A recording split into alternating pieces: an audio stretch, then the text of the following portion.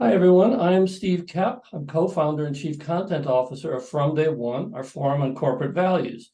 Welcome to today's webinar, which is about the long-term shortage of talent in the post-industrial age and how companies can respond. Before we get started, we're working with AARP to increase age inclusion in the workplace, and we welcome your help. So please fill out this short 3-question survey to let us know what your organization is doing or wants to do to support workers of all ages. If you go to the chat space, you'll see how you can do that. Also, for today's attendees, we have some complimentary VIP tickets available for one of our monthly virtual conferences. It's coming up next month on Wednesday, December 13th. That one's about the arc of change for people and culture in 2024. Here's what that one's about. Recent history affirms that unpredictable events will buffet the workplace in 2024, but the trajectory of trends in 2023 gives an indication of how organizations will need to be ready for changing expectations among workers and other stakeholders. I'm putting a link in the chat right now to access complimentary VIP tickets to that virtual conference. The regular price for our tickets is $149, so this is a nice opportunity, and I hope we'll see you there. Now, today we'll be exploring the long-term shortage of talent in the post-industrial age and how companies can respond. We've entered an era where the shortage of workers, obsolescence of some skills, and new levels of employee agency will present employers with historic challenges. Most companies are not ready. The new intelligence age is a time when skills, employee creativity, information, and AI will define our companies. We'll explore 3 strategies for success: rethinking the organization as dynamic rather than static, rethinking management with human-centered leadership, and rethinking HR as no longer an expense center, but rather a function like R&D that must build and invest in the company's people. Today's webinar is presented with support from Eightfold, and I'll tell you a bit about them. Eightfold AI's market-leading talent intelligence platform helps organizations retain top performers, upskill and reskill their workforce, recruit talent efficiently, and reach diversity goals. Eightfold's patented deep learning artificial intelligence platform is available in more than 155 countries and 24 languages, enabling cutting-edge enterprises to transform their talent into a competitive advantage. Now, a few quick logistical items, and then we'll get started. This webinar is being recorded, and it'll be available on demand soon after the event, so you can look out for an email in about 24 hours with a link. The same email will have info on how you can get professional development credits for this session from both the Society of Human Resource Management and the HR Certification Institute. You can look out for a written account of the conversation on our website at fromday1.co. And right now, about 45 minutes into this webinar, we'll have a Q&A session. So you can submit your questions anytime using the Q&A button at the bottom of your screen. Now, I'd like to introduce our speakers. In conversation today, we're pleased to have Josh Bersin, one of the leading HR and workplace industry analysts in the world, and the founder and CEO of the Josh Bersin Company. Joining us as well is Sonia Khan, the chief economist and head of market insights at Eightfold AI, a former senior economist for the U.S. Bureau of Labor Statistics, and the author of the new book, Think Like an Economist: Transform Your Life by Reshaping Everyday Decisions. Josh, Sonia, we're glad to have such deep expertise on hand for this conversation, so welcome. Thank you, Steve. Great to be here. Thanks, Steve. Excited to chat with you both.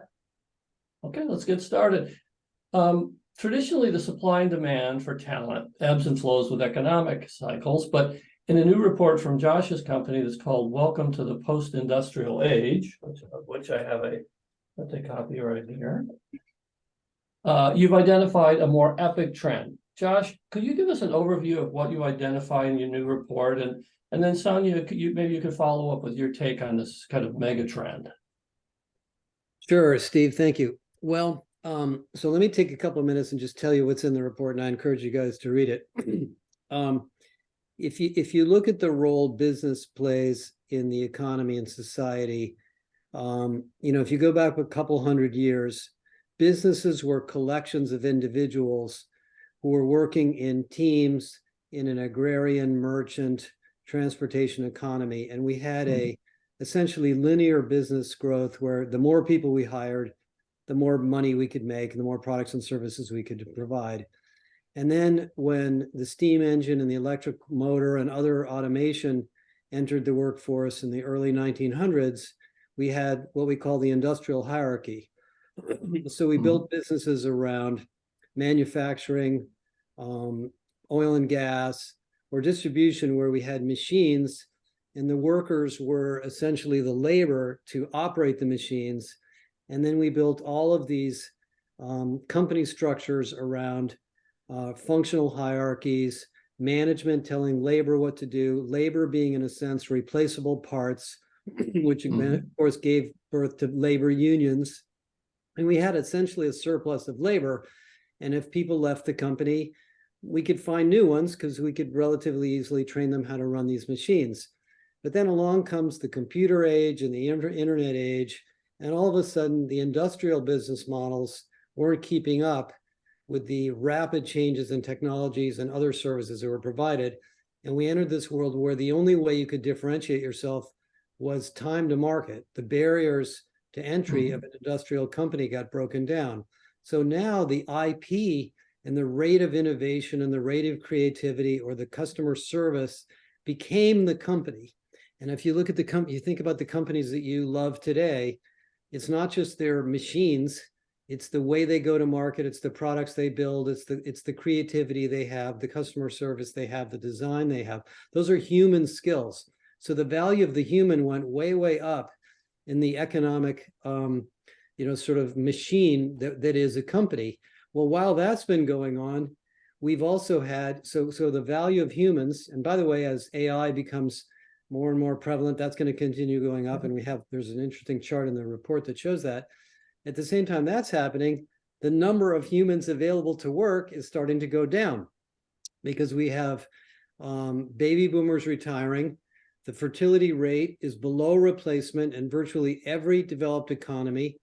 Japan, Germany, UK, most of the developed older countries now are shrinking their working population. And the demand for new skills is going up and up and up and up because the rate of change is so fast. So we're basically sort of in these curves are kind of moving in the opposite direction, where we have more and more IP and business value by humans and less sort of surplus humans in the workforce. So we've got to treat people better. We've got to move people around better. But that's essentially the big story here. Now, what you do about it is the three things that Steve mentioned. We can talk about that later. But that's sort of the quick and dirty story. Sonia, do you want, just from the point of view of a labor market economist, can you tell a little bit more of how you've observed this sort of, it sounds like a decommodification, if that's the right word, of the worker into something different?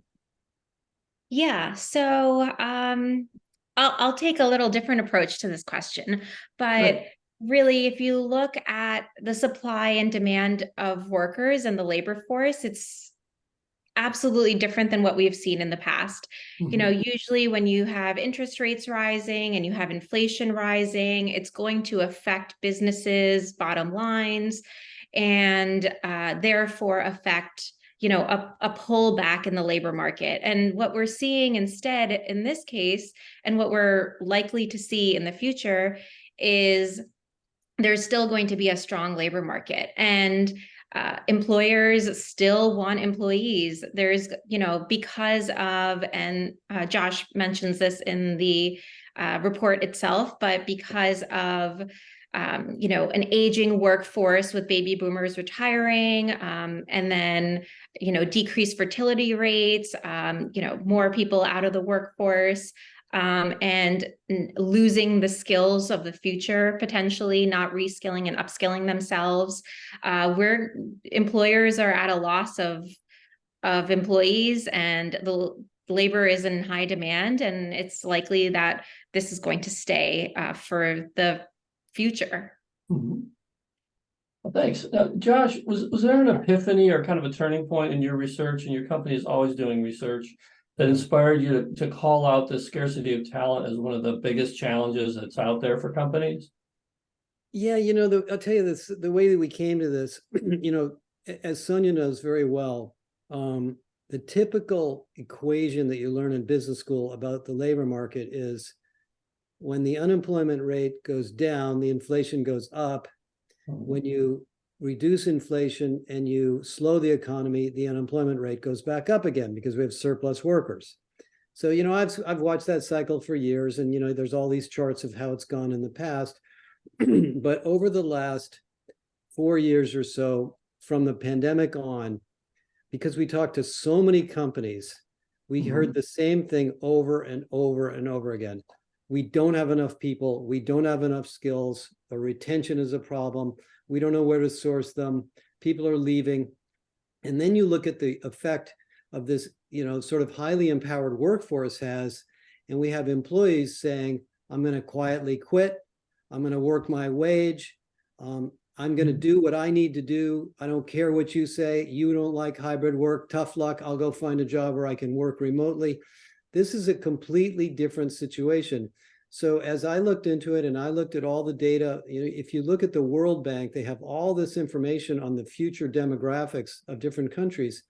And you find out it's really surprising, but every major country is going to peak in working population in the next decade to 15 years.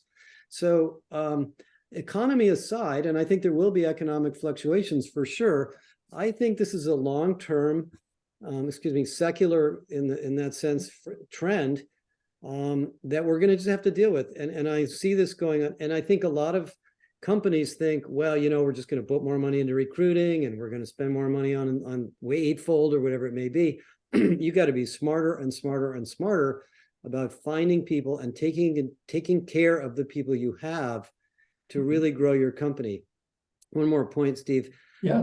If you think about, sort of that problem of not having enough people, the solution to that is not working harder and harder and harder to hire. It's making the people in the company more and more productive. And so there's this other countervailing sort of narrative that, most of us were trained that the way to grow the company is to hire more people. Well, I don't think that's going to be true. I think that's going to be a piece of it, but we're going to have to look at ways to upskill people, move people into better jobs, automate and improve business processes. And that's really the world we live in. And that's what the story is all about to me. Well, and in the real life example of that, sounds like, the tech companies during the pandemic just went crazy hiring, and that was not a path to higher profitability, I guess. By the way, we'll be putting a link in the chat space to Josh's report at the end of the webinar, so you can all get access. But first, we have other things to cover. Sonia, could you tell us, what are some of the early warning signs or symptoms of the challenge we're going to be facing, like labor shortages in different industries that might be kind of proving the case in small ways? Yeah, I think you nailed it on the head. Is that the right phrase? Nail in the head. Yes. Skilled labor shortages are what we're going to expect for sure, especially in areas like healthcare, specifically with nurses, with technology, green technology in particular. I know semiconductors is some work that we've done on, and it's likely that with all of these new technologies, the people will need to be upskilled and reskilled in this rapid evolution of new technologies, and specialized skills will need to be attained. And that's okay, right? Because I think companies now will need to focus on their employees and will have to focus on the reskilling and upskilling of their employees. So that is something that we're going to be looking at. In addition, we'll be looking at perhaps higher turnover rates if employers don't focus on their employees. So we're seeing that with retail, hospitality, customer service industries that we saw, especially during the pandemic. And in the latest jobs report from the BLS in October, we saw that these industries aren't hiring, hiring increased, but it was not across all industries. And so we're seeing the ebbs and flows and increased employee turnover in certain industries as well. Steve, can I point out one point here? Yeah. Sonia, there was a report. I know you used to work at the BLS. There was a BLS report that came out just a couple of weeks ago on the occupational growth over the next decade. And I think they said that 50% of the new jobs that are expected to be created are in healthcare. Yep. And Wow. that is the number one employer in the United States, and it is growing as a percent. So one of the other things we're dealing with is, we're all living longer, but we're not living longer alone. We need a little bit of help. An So aging the population, for aging, sure. I mean, whether we're aging or not, we're living, many, many more years, but, we got to go to the doctor more often. There aren't enough doctors. All the medical facilities are getting bought up by private equity companies. They're all combining. There is a huge shortage of clinical professionals. So whether we, want to hire AI engineers or software engineers, whatever, there's this huge population missing in that segment that is almost dwarfs everything else. So, every industry's got their shortages, but that one is just massive, and it's going to get worse. And you mentioned so many relevant industries. Assisted living will be a big thing, and that a lot of that work has to be done in person. It can't necessarily be automated. Those people will probably get paid more too. But does this all go away if we have the much talked about but slow arriving recession? Does that change things? Josh, you made an allusion to the business cycle. I've been trying to get a hold of Paul Krugman or one of these big shot, guys to see if they'll talk to me about it. And I've talked to Peter Coy at the New York Times about it. Mm-hmm. Yeah, of course, if we have some sort of a massive recession, there'll be unemployment. But first of all, it doesn't look like we're going to have one of those. But I don't think that changes this long-term issue. And I don't think CEOs and CHROs should run their companies expecting there to be a certain type of an economic environment. They have to run their companies for the long run, and they have to just, kind of think about this issue, because as a corporation, I can't wait for a recession to hire people. In fact, that's the time I don't want to hire people. So I've got to figure out a way to plan for this sort of environment that I live in. And that's really, the way I see it. So I think there'll be blips, but I don't know, Sonia, unless you disagree, I think this is a long-term issue. Agreed. It's definitely a long-term issue. Unless somehow we open up immigration drastically. I know that was curbed during the pandemic, and it's starting to pick up again too. But it's really that, there's all of these openings. Businesses want to do more. They want to come out of this pandemic, and they're really in this mode of doing more, innovating more across departments. And how do you do that without the people there? So in one way or another, whether it's like AI to assist people, or it's getting more people through the doors by being more flexible and having better policies, workplace policies, all of that stuff. That's going to be the key, I think, in the future. Yeah, and just one thing on workplace policies, I mentioned this, Steve. Tomorrow, we're going to introduce a big research report we just finished on the 4-day work week. And, believe it or not, it sounds wacky, but this is becoming a big deal. And not just, because people want to go home on Friday and go to the dentist, but because employees want the flexibility. And we're actually finding that this particular idea creates job productivity and forces companies to do job redesign. So there are things that we're going to do that seem unnatural now to deal with this shortage that are going to be commonplace in the future. And that's just one example to me.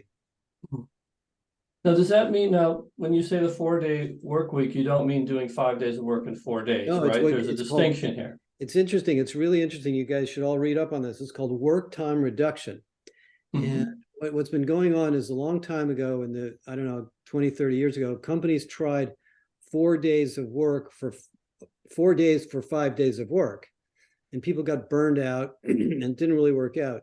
So this new idea is, let's keep the company business the same. Let's pay people the same wages, but tell them they have 32 hours. And you know what they do? They get rid of the junk work they didn't want to do anyway. They get more focused. They stop going to stupid meetings. They spend more time thinking about what they're accountable for, and they end up getting more work done. So, anyway, I don't want to get too off that topic, but to me, that's an example of the kind of thing that sounds strange that we're going to do more of in this new economy. You think, either one of you think that it could actually be kind of a motivational development for people to embrace technology to get the boring work done, and like, okay, I have to invest time to learn this, but it'll help me get out on Friday? Yeah, exactly. I think I am coming out with an ink piece later this week or next week. And I talk about how working parents, I'm a new parent myself, and how you really have to be cautious of your time, and you end up learning to do more in less time because your time's limited. So in actuality, you're more productive. And, you know, just from an econ point of view, how do you really define productivity? And, in the textbooks, it's output per worker, which is like how many trinkets can you make in an hour? But then if you think about it in today's day and age, I think it's revenue per employee, and that's a way that service or corporate settings can really look at how effectively the company is utilizing its human resources to generate revenue.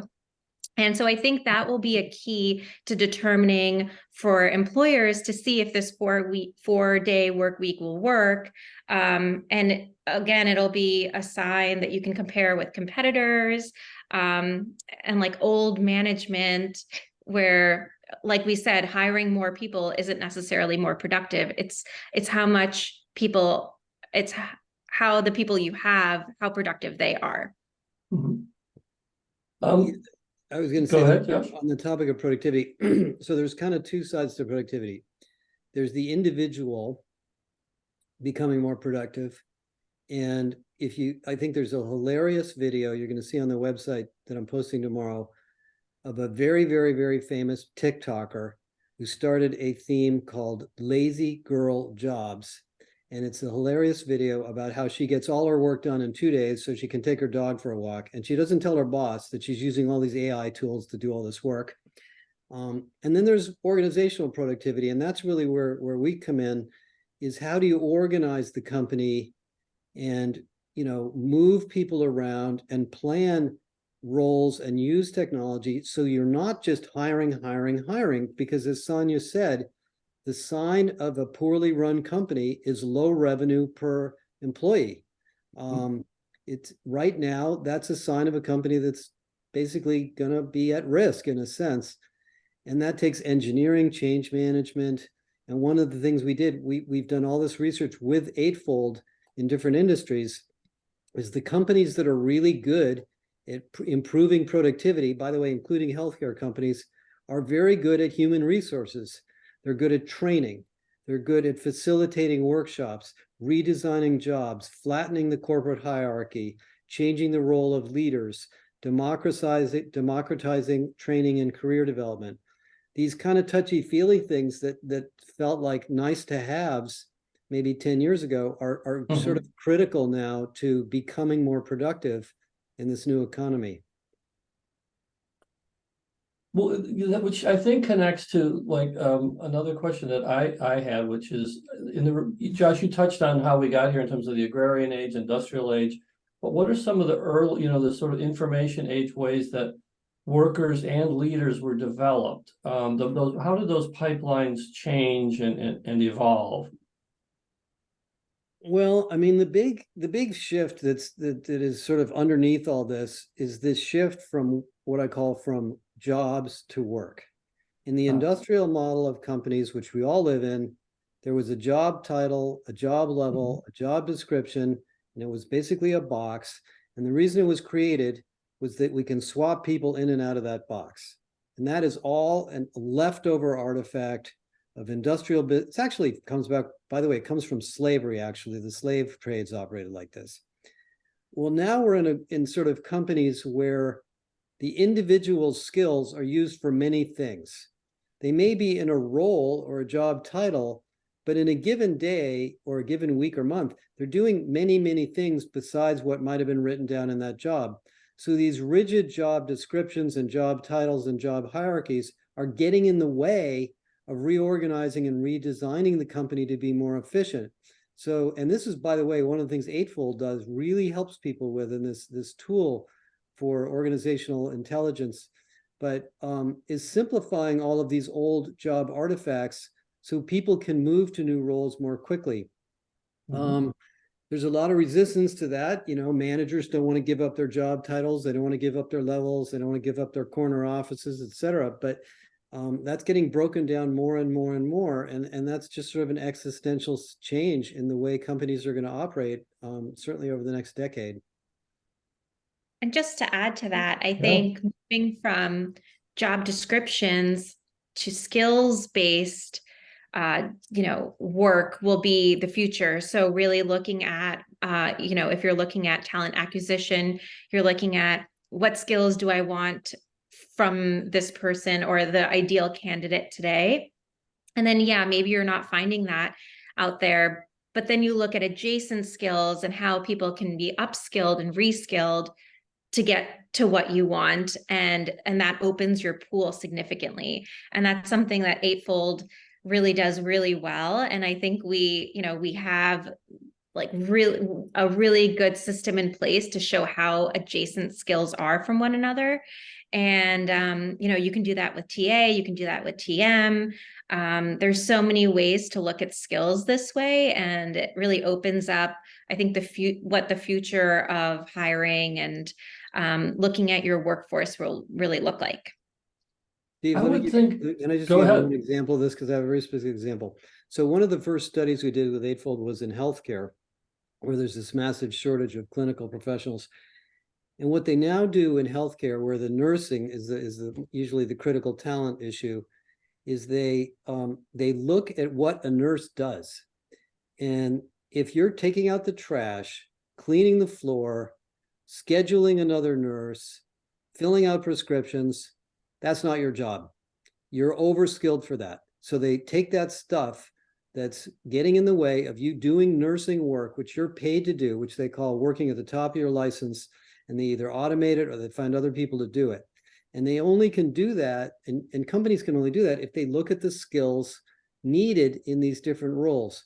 So as Sonia said, as we become more skill-centric in the way we run companies, your job's not going to mean, the job title's not going to mean as much. I mean, I remember interviewing an engineer, a software company a couple of years ago in San Francisco, and they were going through this issue where one engineer is stuck over here and he can't go work on this because his boss won't let him go. And the head of HR said, we're doing away with that. All of you engineers have a new job title, engineer, period. You're all fungible. You can work on a lot of stuff, and we're not going to lock you into this group or that group anymore. And I think that's going to be the way, companies are going to have to deal with these issues. And it'll be good for people too, because workers and individuals can just do more with their careers over their lives when they have this flexibility. Yeah. Yeah. Just sorry to interrupt. Just another point on that is if you break down the hierarchies and you really look at the skills that an individual has, and you look at the needs of an organization, you can kind of put employees in specific goal-centric projects, like kind of like consulting does. Instead of just having you siloed to one department, you can now move around to where you're needed based on your skills. And I think that is a great future idea for companies, because employees would also get the most benefit, and companies would be able to really have employees that are well versed in the whole enterprise. The question I was going to ask as a follow-up was, as skills proliferate, that taxonomy of skills that are needed and how much they're needed and how they rise and fall would seem to not only take computational power to sort those out, but constant inputs, right? And updates. Is that a factor of machine learning or something just in your particular company? Yeah. Well, this is sort of the miracle of products like Eightfold. People used to think, so the old way of thinking about skills is we had this thing called the competency model. And we literally did it by hand, and we wrote down all the competencies and we put it in a book, and then we said, okay, lock that, and let's just say, okay, we're done. Let's go do something else. This is different. This is a constantly changing, never ending sort of data system that's figuring out what the new skills are. And, if you look at a new domain like AI, I don't know all the hundreds of skills under AI. I'm not sure anybody does. I think you need AI to know what those skills are. And there's going to be new inventions every day. And so what we can do with tools like Eightfold is we can start to look at what are the trending technologies or business practices or domains or functional areas that are growing in our industry. And we can say, you know what, we either do or don't have people that know that stuff. So let's get some development to move into that direction, or maybe we'll hire some people that we can find that know more about it. And that's just a level of intelligence we never had before.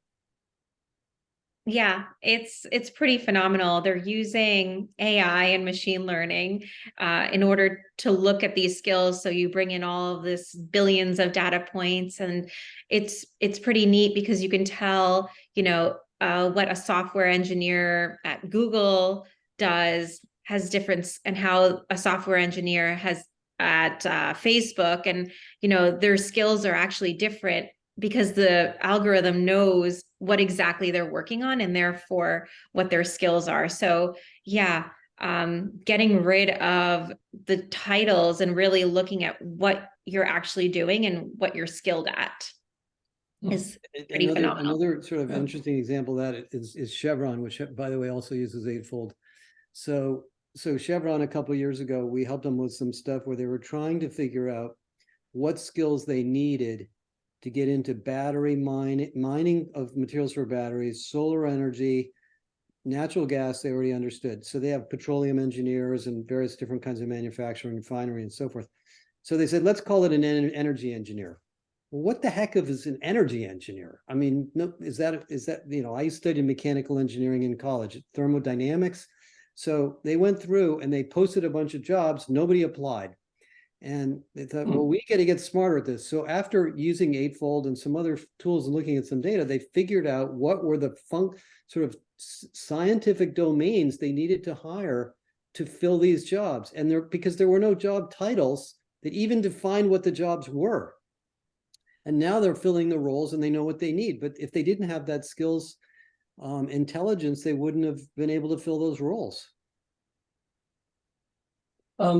Sonia, let's talk about demographics for a moment. Things are changing fast. In terms of workforce participation, people like me, baby boomers, were, our line chart is going down, and folks like my two sons, they're Gen Z people, is going up. Lines are crossing. What kind of trends like that do you see? How will that affect the labor shortage? I touched on this briefly, but we're seeing an aging population. We're seeing declining birth rates. And then we're also seeing a shift in skill requirements too. So, it'll be more important than ever before to focus on lifelong learning, to have multi-generational workforces in the workplace, right? So I think it's important that if an experienced worker wants to continue to work, employers should look at their skill sets and try to hire them, because they do bring a lot with them and a lot of knowledge with them, and that diversity in terms of age will really set those employers apart. And then on top of everything else, I think it's also, there's going to be policy and workplace adaptations that we're going to need to reconsider and rethink about, like retirement and pensions, age-friendly workplaces. And then for everything, like everything I just talked about, there's going to be economic implications for all of that. So on productivity, and then innovation and automation and all of that. Another one, let me add, Steve, on that question real quick. Another thing that's really changing that I don't think people think about enough is the economic model of I'm a baby boomer too, was you go to college, you get your degree, you got your skills, you go to work, you do it for about 30 years, you retire.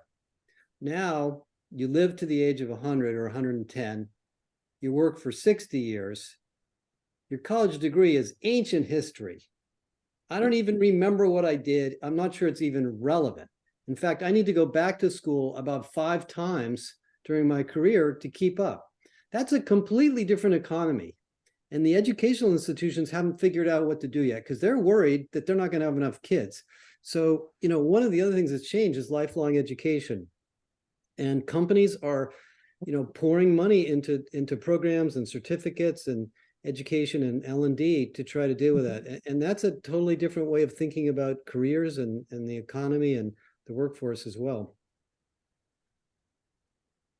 I think what we could talk about now is what leaders should do. How should they think differently about how organizations are structured? We've touched on this a little bit, but how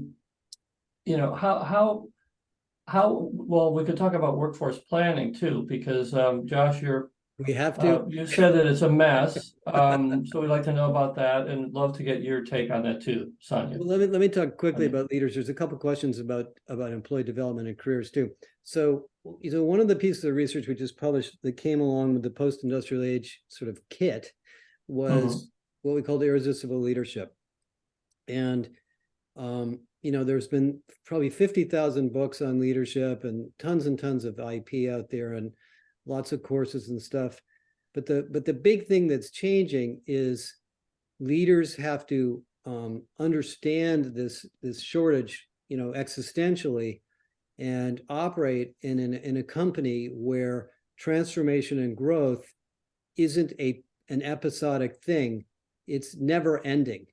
So it used to be, you were kind of in a job and you were measured by your ability to execute and hit the numbers and whatever. And then every now and then there was a transformation, then you'd go back to your job. Now everything's transforming on a continuous basis. And so the new model of leadership is, can you build a company that can move people around, that can develop people, that can hold people accountable, but also give them the opportunity to move when you need them into a new place. Those are different kinds of leadership skills than Jack Welch had at GE in those kinds of books. So there's a totally different kind of a leadership sort of mindset. The other issue on leadership is when you have a flattened organization, you don't need so many leaders. You don't need so many levels. So everybody becomes a leader. And if we're all working on cross-domain projects and different initiatives here and there, sometimes I'm a leader, sometimes I'm a subordinate to somebody else who's leading a project. So we have to democratize the concepts of leadership to more people. People my age, Steve, you're probably around my age. I mean, we measure our success by how, would I ever get promoted? And if it took me 10 years to be promoted, I felt like I was falling behind. Well, that's not really going to be the model anymore either. Maybe your growth is going to be by the level of skill you have and the level of contribution you make, and maybe the amount of money you make. And your level may not ever change, never be that significant. Maybe you won't need to have a whole organization working for you. So there's a lot of interesting changes in leadership and leadership development that are part of this. Just one other thing. Great. Yes. Yeah, is along with this talent mobility is something that I think we're going to see more of individual contributors, like Josh just mentioned. We see this in tech at the moment, and what they really do is, instead of managing others, they're focusing on their own work. And we're probably going to see more of those people. People will have, instead of moving up the ladder, there will be no ladder. It's going to be, what areas of the company have you worked in? What picture, like holistic picture, can you bring to the table? Your skills, your ideas, your appetite for innovation. I think all of that will be really important. And how should, shifting from leadership in general to specifically HR, and a lot of people in our audience are HR leaders with different disciplines. How should HR be different from like being a cost center, an administrative center, to something more like planning, development, things like that? How can that evolve? Well, this is a huge topic, and this is another big study we're launching the week after next. So we've been working on this, of course, with lots and lots of companies about their HR functions. And there's a couple of big changes that are happening, and everybody's going through little pieces of this. The history of HR, of course, is that HR was the administrative function that managed the hierarchy and the bureaucracy in the industrial organization, and it was the compliance function, and it was the function that managed pay and some of the fundamental legal issues. Well, now that we're a talent-driven company and a talent-short sort of environment, HR has got to do a whole bunch of different things. It's got to understand where the skills are, where the skills are going. It's got to focus on building skills. They have to interconnect the silos of HR. One of the things that happened to HR is HR got sort of inadvertently designed around what I call the 1980s IT department. We have a group over here that does diversity. We have a group over here that does recruiting. We have a group over here that does pay. There's a group over there that does something else. They're kind of all little COEs. That's all got to get interconnected. The HR professionals themselves have to be cross-trained and upskilled. HR people are very smart, hardworking people. They want to understand AI. They want to understand org design. They want to understand pay equity. If they're not in the pay group, that doesn't mean they don't need to understand it. So there's cross-training inside of HR. We call this systemic HR, which is thinking of the HR function itself like it's a big professional services organization with services and technologies, but also able to move and initiate new projects and bring groups together to work on challenges that come up in the organization. And, my experience with HR people over the years is they're itching to do this because we used to talk about the fact that HR didn't have a seat at the table because nobody would listen to what the HR people were saying. Now that the CEO is saying, hey, you over there in HR, help me fix this skills thing, reorganize the company and adopt AI for me, work with IT. And all of a sudden the HR people thinking, wow, okay. So there's a lot of stepping up going on in HR. We call this systemic HR because it's really thinking of HR as a system with lots and lots of skills and capabilities that can be deployed in different ways in companies. And it's a very exciting time, for people like me that are in this domain. Well, it seems like a very forward-looking. I grew up in a Fortune 500 company, and HR was usually associated with conflicts and problems and what happened. And this is pitching in a different direction in what seems like a great way. And on this issue of workforce planning, yeah. let me just mention it. I'll turn it over to Sonia. Sure. So you would think that with all these shortages and skills issues, that workforce planning would be a central issue. It actually is a part of HR that is very much behind. It's in most companies, it's a headcount planning, budgeting process. And so I think, over the next couple of years, companies are going to get a lot smarter about skills-based planning. If you look at, for example, in the aerospace and defense industry, where the companies, the big companies like Lockheed Martin and Boeing, they're very dependent on the skills they have to meet the needs of billion-dollar government contracts. They don't wait for a government contract to come and then go hire a bunch of people. They are sniffing around all the time, trying to figure out what skills they're going to need to address the next big procurement. Most companies aren't very good at that. And so this idea of skills-based planning and skills-based workforce planning is definitely going to become part of the whole new domain. So do you want to add anything? And then I think we'll go to our audience questions. We've got a bunch of excellent ones. Sure. Yeah. Two things to add. So one, on the HR front that you asked about earlier, I think HR wants to and will need to be more strategic. So being more actively involved in business planning and aligning HR strategies with business objectives. Like Josh mentioned, they're now being asked by the C-suite for these things. And that really, I think, means embracing technology and data analytics. So how can you use data to predict workforce trends, or for TM, for performance?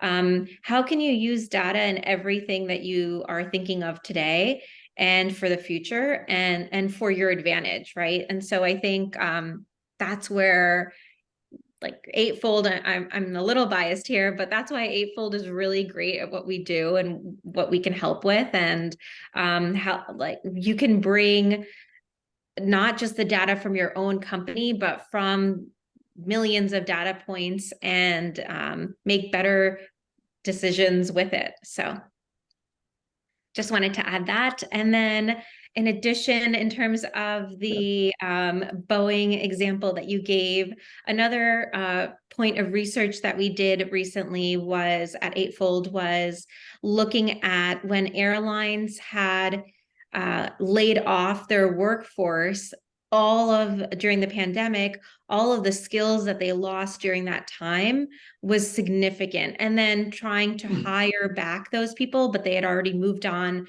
to other industries or other jobs. It was as you all have probably seen, a catastrophe when, rebooking systems and flights being canceled and not having those customer service representatives that knew what they were doing. So, like from the beginning, we talked about when you do have a surplus or think you have a surplus of employees and you lay them off, it's not necessarily for the best when you lose that crucial experience and knowledge as well. So just another point. Yeah, and we just had proof of your point. We just had, I think, the busiest travel day in US history, and the airlines just came roaring back and needing every single person. On the topic of layoffs, there's been a lot of studies done that show that companies that go through massive layoffs end up losing more money than gaining in the long run, because the recovery process is so difficult.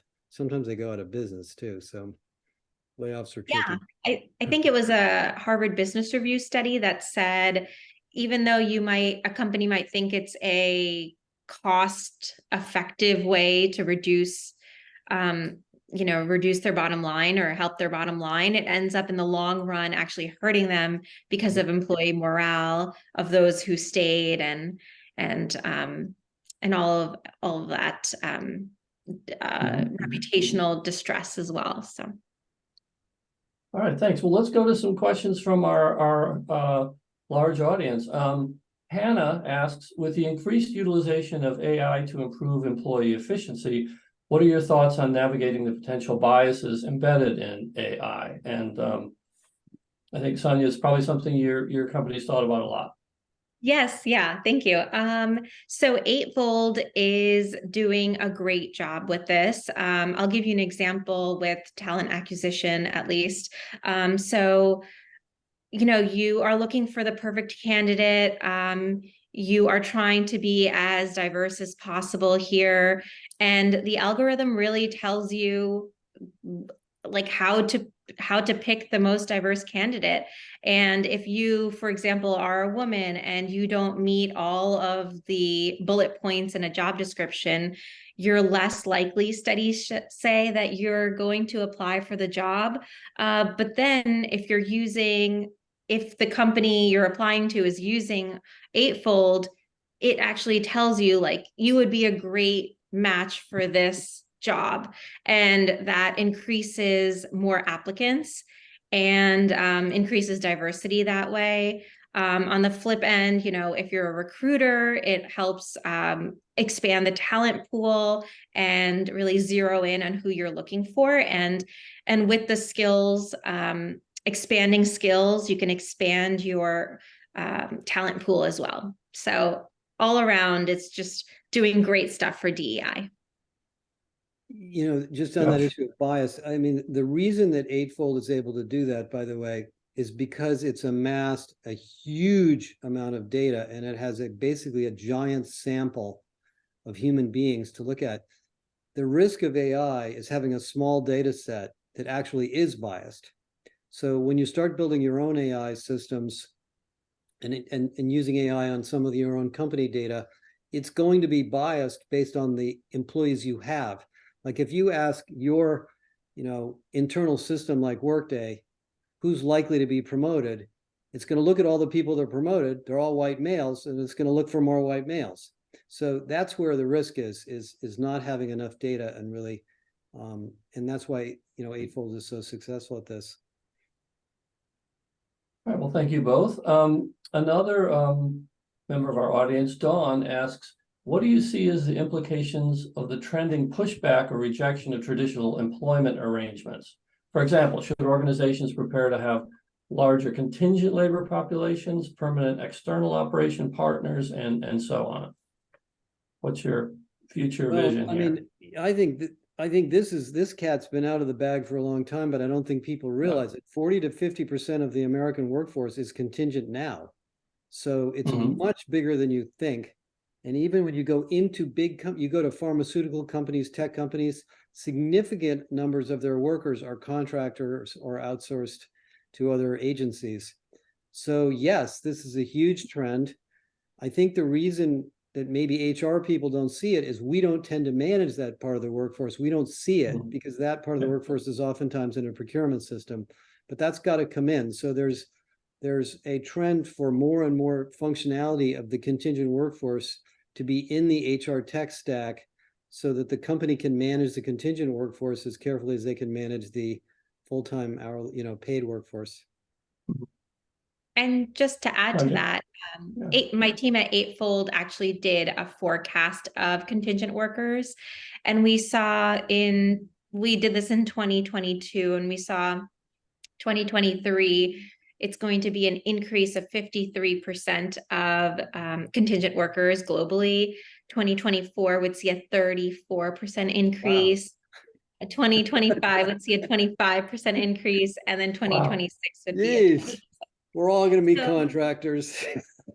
Yeah, so it's on the rise, and we think that because of economic uncertainty, so will employers be choosing these contingent workers over full-time employees? And then also how jobs and contracts and the future of work might look like. You might just want someone for a specific period of time to fulfill a role or fulfill a need. And you might not need them for longer. So that's what we're thinking. Now, we talked briefly about the flatter organizations of the future where you don't need as many managers. Our audience member, Triparna, I hope I'm pronouncing that name correctly, says, asks, in a flatter organization where promotions or change in titles were much appreciated in the past, but no longer available now, how do we give people a tangible sense of career progression or advancement? Let me talk about that because I've been through this. So I had the experience of working for Deloitte for 7 years. And in a sense, every company is becoming like a professional services company. And the way it works in a professional services company is you don't get a new title or a new level. You get promoted and your pay based on the contribution you've made, the reputation you have, the skills that you've delivered, the projects you've achieved, and the people that ask for you to work with them on new things. That is the way we should be rewarding people. Not on, oh, I got myself to this level, so doggone it, I'm not moving and you're not getting my slot because I'm hanging on to it with both hands until I retire. That is the old industrial model. It gets in the way of all of these changes we need to make. And it turns out in that kind of a sort of organizational model, it's very exciting for people because they get to work with other groups, they get to do different projects. Usually there's a career advisor or a manager or a coach that helps the person. And you can have a magnificent career in an organization like that, and you can still reach very, very high levels of contribution and span of control if that's what you want to do. So it's really a change in reward system and a change in sort of storytelling. In the old days, the storytelling was, oh, someday you'll have the corner office. Someday you'll have the special parking space. Someday you'll have the company car. We need to kind of let that go. Yeah. Here's a question, interesting question. From Jamie in the audience, the competitiveness of the future labor market would seem to apply only for the subset which acquires the skills and keeps up. Is the future then ever increasing inequality across wages?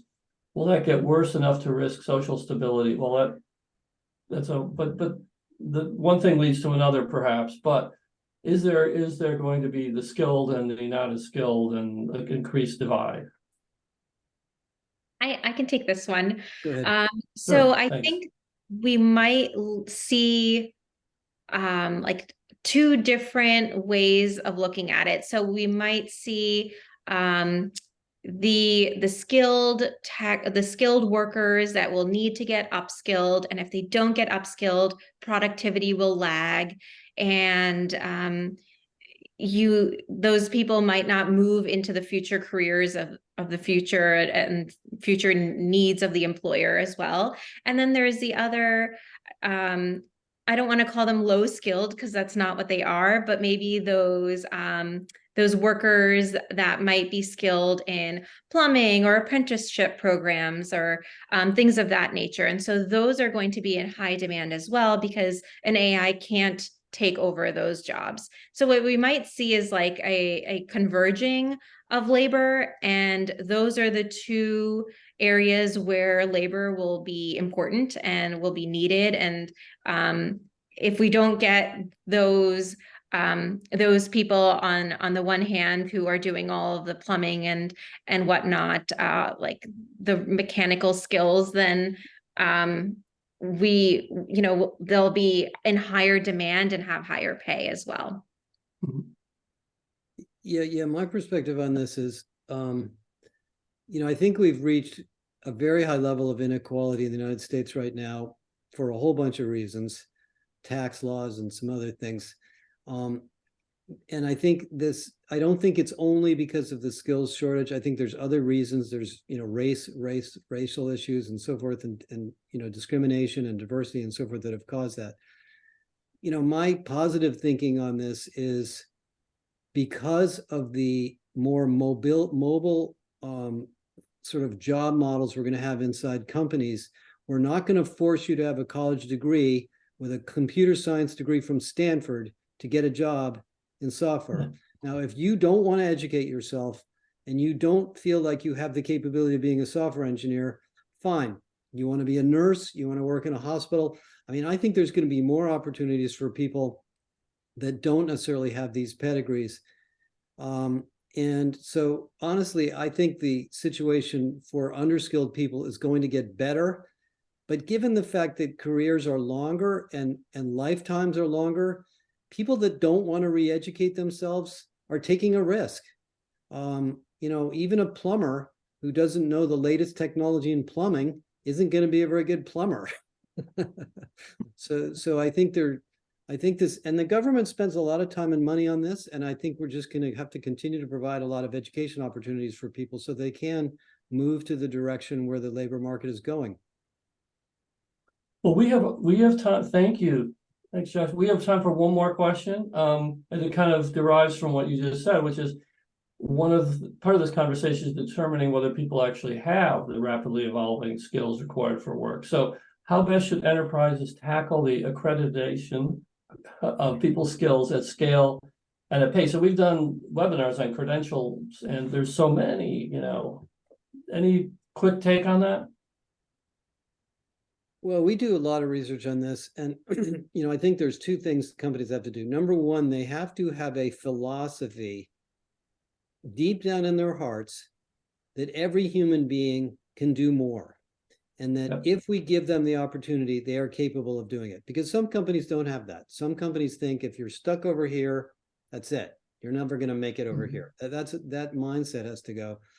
And then the company just has to invest in tools and programs and support for educations, training, skills systems like Eightfold, because that investment pays off in the productivity and the growth of the people you have. And given that it's hard to hire somebody on the outside, by the way, I have some research that shows that it can be 6 times more expensive to hire a highly skilled person than to develop them internally.